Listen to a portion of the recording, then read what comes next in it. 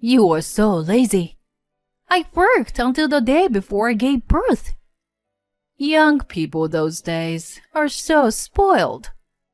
My mother-in-law, who is my husband's mother, forcefully grabbed my arm a few weeks before my due date and threw me out under the snow-filled sky. This arrogant mother-in-law, who acts as if she knows all the rules, has been a force of trouble for me since the beginning of my marriage. I never imagined that it would escalate into a major incident that involved neighboring residents and was covered in the news. My name is Judy, and I am 32 years old. I married Scott, a classmate from university, and 2 years have passed since then. My husband was allowed to attend university by his parents on a condition that he would return to his hometown someday. After graduating, Scott returned to his hometown and began training at his family's long-standing restaurant. I was working as a company employee. We decided to get married because we were in a long-distance relationship. I moved to my husband's hometown, but my heart, which was full of expectations for a new place, was shattered early on. I am strict. I'm gonna make sure you're properly trained, so be prepared. I was greeted by my mother-in-law with such enthusiasm that I thought the devil himself had come. My husband and father-in-law are both relatively quiet people, but my mother-in-law has a strong and clear voice, and it's also quite loud. As someone who suffers from migraines, her loud voice made me suffer and echo painfully in my head. My mother-in-law apparently wanted to welcome a daughter-in-law from the same industry background as their family. If you don't approve of me marrying Judy, I won't inherit the family business. Despite her initial disapproval, my husband's strong will eventually convinced her to reluctantly accept our marriage. My father-in-law, on the other hand, was always kind to me from the beginning because I was the person his son had chosen. Their family restaurant was located nearby the in-laws' house. The house was originally built by my late grandparents-in-law, and although it was old, it was renovated a few years ago. My husband and I lived in a separate building on the property. He wakes up early to go to the restaurant for morning preparations, and after seeing him off, I hurried back to the main house, where my mother-in-law was waiting for me. Come on! You're not going to make it in time for breakfast if you were that sloppy. From early morning, my mother-in-law slams her hands together and yells at me as if a strict director has come. If I dare to answer back, she would probably treat me even more strictly. I find it too troublesome, so I just let her words pass by. Your mother really spoiled you, didn't she? People start gathering a few hours before we open the restaurant. Oh, it looks delicious as always. Thank you for making a great breakfast this early morning. While my husband and the staff cheered me on, there were also things that made me angry. This is nothing. Today, too, I made most of it since Judy's so laid back. My mother-in-law's statement that seemed to imply that she had made everything made me feel uneasy. When I was alone with my husband at night, I couldn't help but complain to him. Your mom is pretty strict. I got scolded really bad again today. I'm really sorry, hon.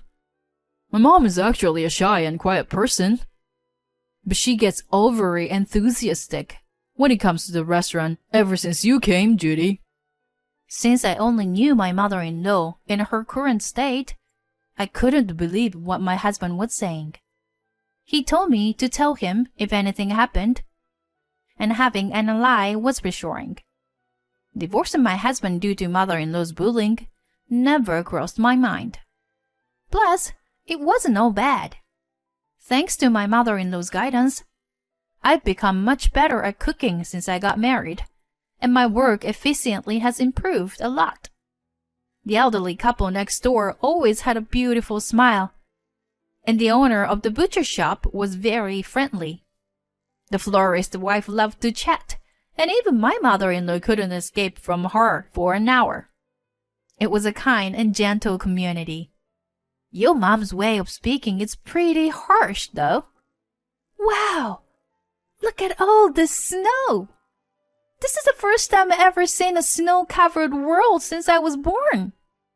I was very excited by the silver world that spread out before me, as snow really fell in my hometown in San Francisco. Scott, let's make a snowman! My husband watched me frolicking like a child with a smile on his face. It's embarrassing to be acting like this over a little snow at your age. Don't you think it's embarrassing if the neighbors hear you being so loud and having fun? It's really shameful. My mother-in-law seemed to have been watching us from our house, and after giving me a snarky comment, she went back home. Standing next to me with a disgusted look, I unconsciously muttered to my husband, Hey, Scott, don't expect me to take care of her in the future. After 2 years of marriage, a change occurred between us when I finally got pregnant with our long-awaited baby. It was a happy and exciting moment for us after undergoing numerous hospital visits and treatments to achieve the pregnancy. Surprisingly, my mother-in-law did not make any comment or criticism about the baby, which was a relief for us. When I announced the pregnancy, she simply said with a smile that I had never seen before, Oh, really? That's great news! But make sure not to catch a cold, Judy. However, as usual, she quickly returned to her stern expression and added, You will still do the household chores. I was confused by my mother-in-law's constantly changing expressions. Although I did not have severe morning sickness, I struggled with anemia, making breakfast preparation challenging. One day, she noticed my struggle and made breakfast for me, grumbling under her breath. Thank you. It's not a big deal. I just got irritated because you were being slow, she replied dismissively. Despite her behavior, I sensed her kindness when she regularly checked on me and left food for me to eat. The rest of my pregnancy went smoothly, and by the time I entered the second trimester, I was excused from making breakfast and helping at the restaurant because of the strain it was putting on my body. I started spending more time at home, and my stress level decreased a lot. My mother-in-law came regularly to check on me and left me food. I just came to check if you were not slacking off. Here, I made too much food, so eat some. I think you are a kind person, aren't you? I said this, thinking of ways to get closer to my mother-in-law despite her strange behavior. Suddenly, my mother-in-law stopped moving and muttered something so quietly I couldn't hear it. Then she suddenly stood up and said to me, Judy, let's go shopping together. Now. She forcibly dragged me outside, saying that a little exercise was necessary. I told her I wanted to rest at home, but you're lazy. I worked until the day before I gave birth. Young people those days are so spoiled. She forcefully took the key from me and locked the door, saying she would bring the car. I was left standing at the entrance. But my mother-in-law did something unthinkable. She got into the car and opened the window, saying to me, Shovel some snow or do something, and work a little. You can't come in until it's done. Then she drove off. I was stunned for a few seconds, and then quickly snapped out of it, thinking, no way, that's impossible. I put my hand in my pocket to get the house key, but it wasn't there. I felt my blood run cold. Even if I wanted to contact someone, my phone was inside the house. I had no choice but to walk to the restaurant. But then, I felt a strange sensation in my body. How much time had passed since then? My mother-in-law had come back from shopping and must have been surprised to see an ambulance parked on the property. There were doctors, nurses, and few neighbors around me. My husband and father-in-law had rushed over, looking worriedly at me. My mother-in-law was being scolded by my husband and father-in-law about my head. "Are you crazy to throw Judy out in her last month?" I'm sorry. But honestly, that was the least of my concerns. "Quiet! Save the lecture for later," the doctor spoke after me. "Please be quiet.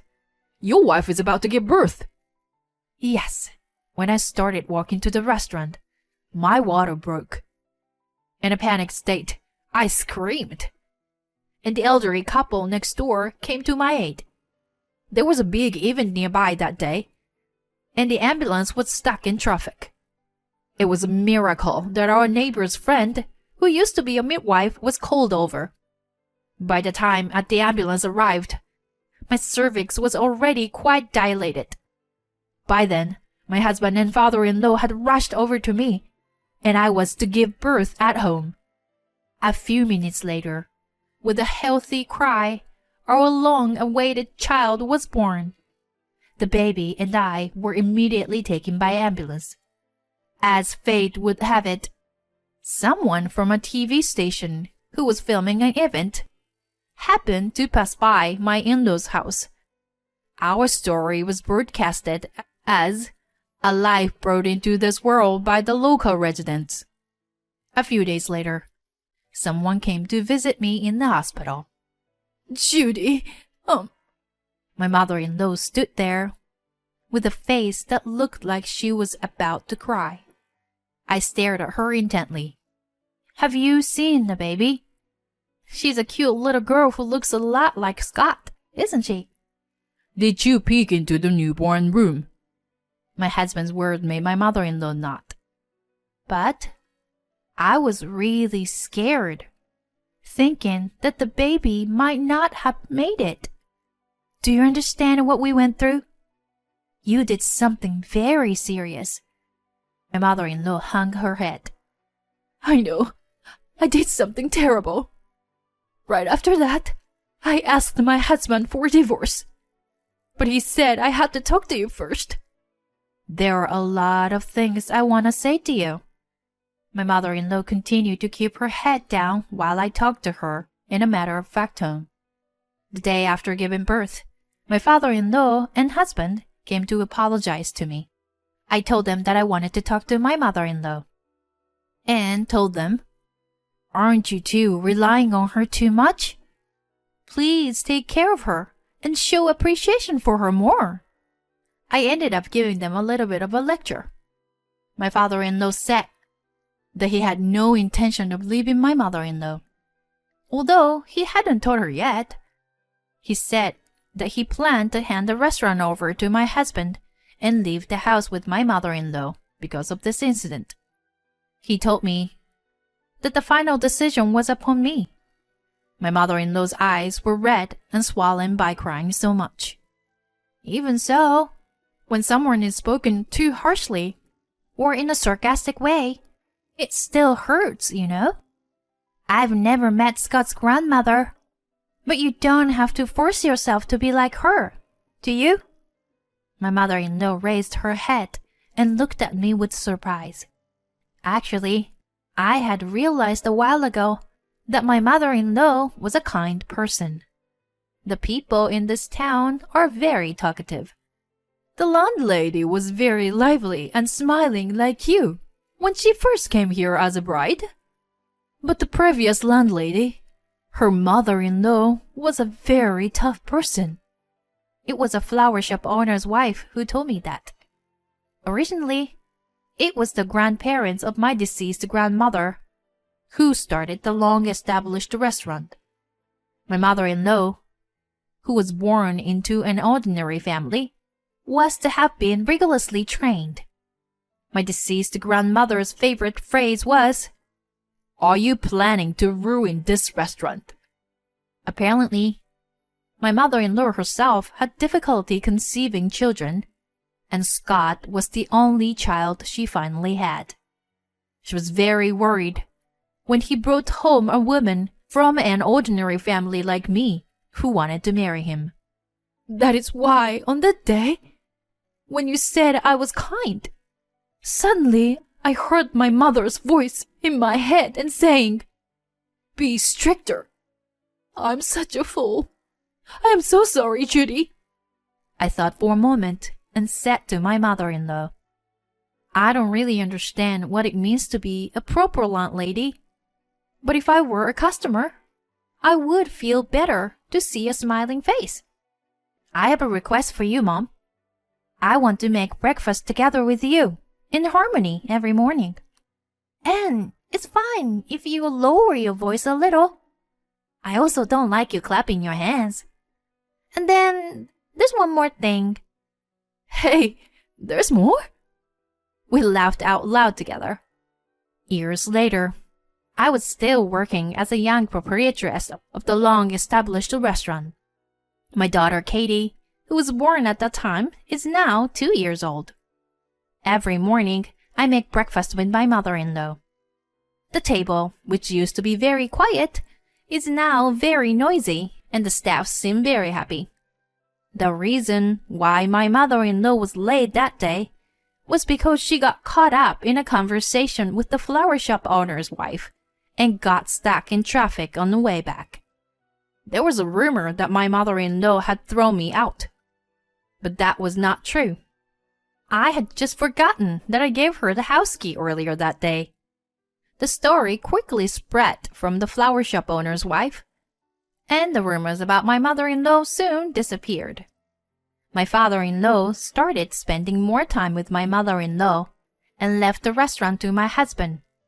So they started going out together more often. The restaurant has also been thriving with an increase in new customers. As usual, the area becomes a winter wonderland when winter comes. Looks like it snowed again this year. Mom, are we going to have another snowball fight this year? Said my daughter Katie, eager and grinning at me. I'll get you. When my husband went outside, he started making snowmen as usual every year. My mother-in-law also came out of the house and said, "Grandma is on the same team as Katie." My mother-in-law smiled happily at my daughter's words, and I returned her smile.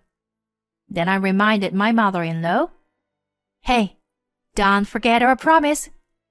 "I know, dear. But more importantly, you shouldn't get too cold. Hey, Scott, don't just stand there. Bring a coat for Judy." On that day, I had asked my mother-in-law at the hospital, "Let's make snowmen together when Katie gets bigger. I want you to be a kind and lovely grandmother with a beautiful smile. Promise?"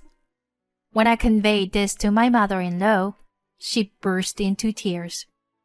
Currently, I am pregnant with my second child and will soon give birth to a younger brother for my daughter. My daughter Katie is super happy and pets my belly every day, eagerly awaiting his arrival. When Katie was born, my mother-in-law provided me full support. "I'm looking forward to a new baby," she said enthusiastically. She is like a second mother to me, and her unwavering support has been invaluable. Despite the challenges, I plan to continue living happily among the people in this beautiful land.